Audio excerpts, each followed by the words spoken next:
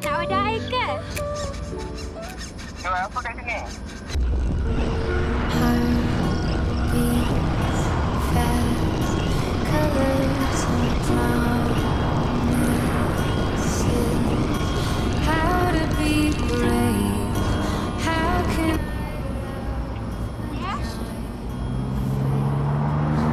Nak order air ke?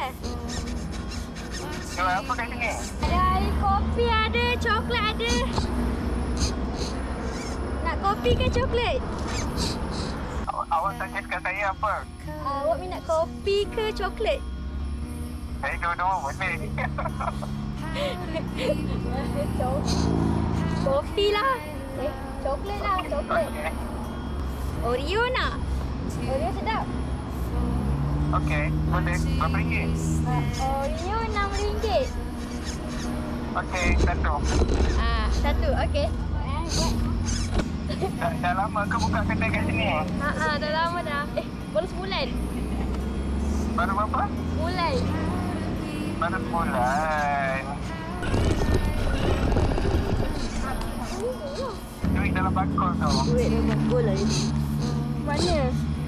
Oh, ni.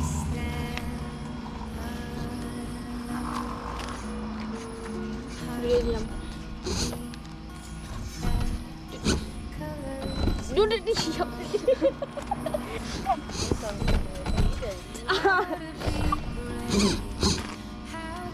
Pon video ni kat dalam TikTok boleh? Boleh?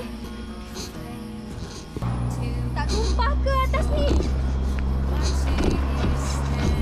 Aku tumpah lah. Bismillah, selamat. Sekejap Sekolah lagi ke? tak sekolah dah. Sekolah dah. Macam budak sekolah Dah follow. Wow. Banyak follower. Nanti saya cuba post video awak kat sini kan? Boleh, thank you. Malu lah. Selamat berniaga. Terima kasih. Moga murah rezeki. Ya, sama-sama. Awak pun Bye. jangan putus asa berniaga jangan putus asa. Thank you. Nanti cuba benda-benda yang baru pula lagi nanti. InsyaAllah. Next. Thank you support. Ya, sama-sama.